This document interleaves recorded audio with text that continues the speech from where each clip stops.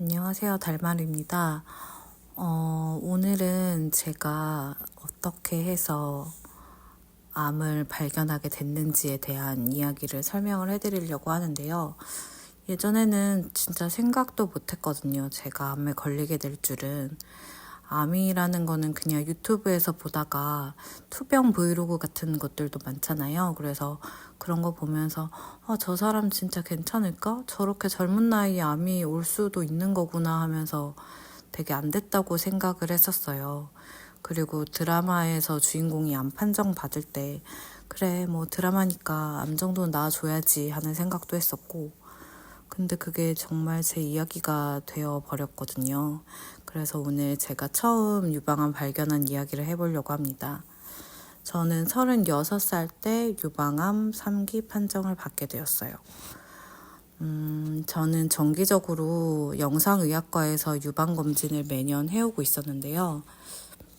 여자분들이 다들 그렇듯이 이제 유방에 작은 물혹이나 낭종 같은 것들이 있잖아요. 그래서 정기적인 검진을 하면서 제거하기도 했고 평범하게 일상을 보내고 있었어요. 그리고 결혼을 하고 자연스럽게 임신을 하면서 임신한 첫 해는 조금 조심해야 되는 시기이기도 하고 검진을 하지를 못했어요. 그래서 임신을 알게 된 시기가 4월 정도였고 출산 예정일이 2월이었기 때문에 아기를 낳고 다시 유방검진을 받으러 가야겠다고 생각을 했었습니다. 그리고 아기를 출산하고 모유 수유를 6개월 정도 하면서 모유양이 줄어서 자연스럽게 단유를 하게 됐고, 단유 과정 중에 모유가 거의 나오지 않게 됐을 때 이제 유방검진을 하러 가게 됐어요. 결과는 정상이었습니다.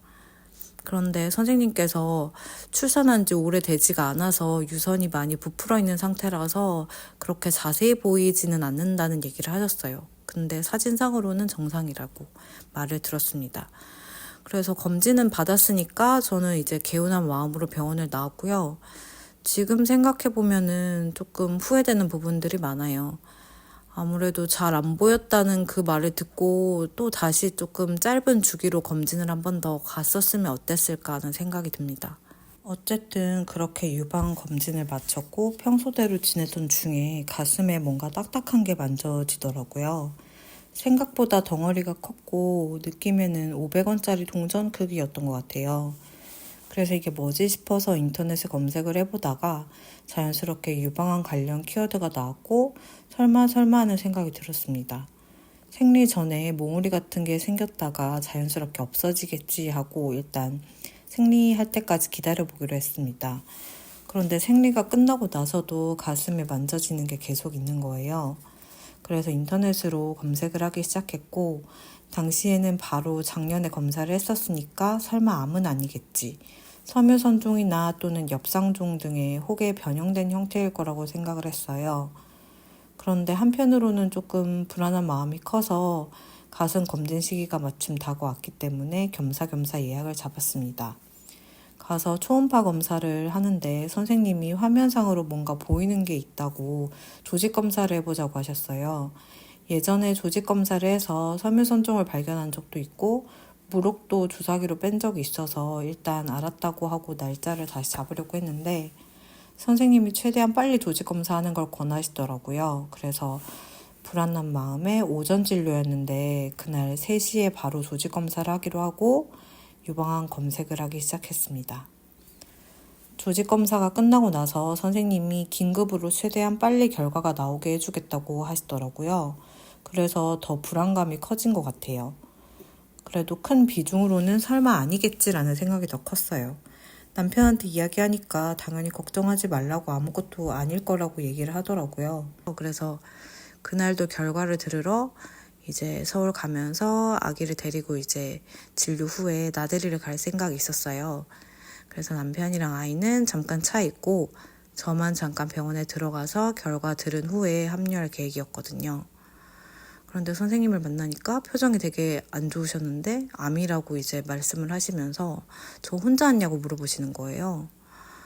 그래서 되게 깜깜해지면서 눈물이 계속 나왔던 것 같아요. 이제 아기가 당시 돌이 조금 지난 시기였기 때문에 아기 생각 때문에 눈물이 안 멈추더라고요.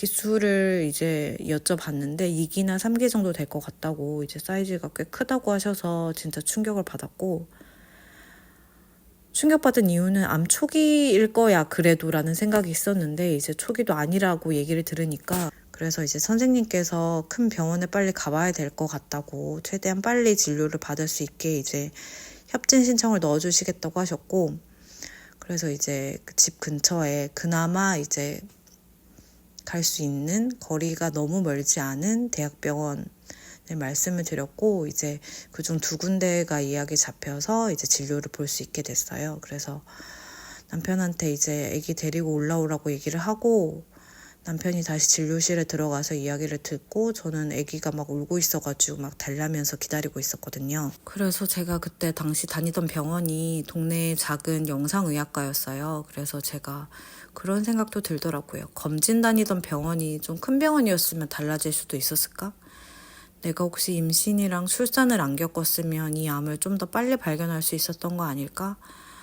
내가 모유 수유를 빨리 끊었다면 조금이라도 빨리 알게 될 수 있지 않았을까 하는 정말 오만 가지 생각이 들었어요. 그리고 개인적인 이야기인데, 저는 어렸을 때 어머니 아버지 다 돌아가셨고, 부모님 2분이 일찍 돌아가시면서 되게 생각을 많이 했어요. 저는 왜 나한테 이렇게 큰 시련이 2번이나 찾아오나, 나한테 이제 이 정도면 정말 충분한데 나는 그래도 좋은 일만 남아있겠지라는 생각을 하면서 지냈던 것 같아요. 그래서 결혼을 하고 조금 안정적으로 이제 생활을 하게 되면서 되게 행복했지만 문득문득 불안하더라고요. 아, 인생이 정말 순탄하게 흘러가도 되는 걸까? 라는 생각도 들었어요. 남들은 근데 원래 이렇게 순탄하고 평화로워 보였으니까 괜찮겠지. 그런데 저한테 이렇게 36의 젊은 나이에 암이라는 또 다른 거대한 시련이 찾아왔습니다. 그래서 저는 무교라서 신앙이 없는데 그런 생각도 들었어요. 그래, 역시 신은 진짜 없는 게 분명하다. 신이 있다면 나한테 이런 일이 또 있을 순 없다. 정말 가혹하다라는 생각이 들었습니다. 그리고 암 선고를 받은 이후에 암을 받아들이기까지 마음이 정말 힘들었어요. 대학병원으로 다시 초진을 가서 보고 검사하고 또 결과를 기다리기까지 2주 정도 시간이 있었거든요. 매일 눈 뜨자마자 눈물만 나오고 또 혼자 있을 때 계속 울고, 결과를 알 수 없어서 되게 불안감에 떨면서 계속 보냈던 것 같아요. 이랬다는 말씀을 그냥 드리고 싶었고, 짧지 않은 이야기를 들어주셔서 감사합니다. 제가 유튜브 열게 된 이유는 간단해요. 암에 걸린 분들한테 당신한테만 찾아온 일이 아니다라는 거를 말씀드리고 싶었거든요. 생각보다 암 환자들이 되게 많아요. 그리고 또 암 환자들이 진료 외에 얻을 수 있는 정보가 너무 상대적으로 없더라고요. 제가 찾아보면서 느끼기에는. 그래서 제가 겪은 이야기들이 조금이나마 암을 앞으로 겪을 분 혹은 지금 겪고 있는 분들에게 도움이 됐으면 좋겠고요. 정신적으로든 혹은 그 외의 정보든 말입니다.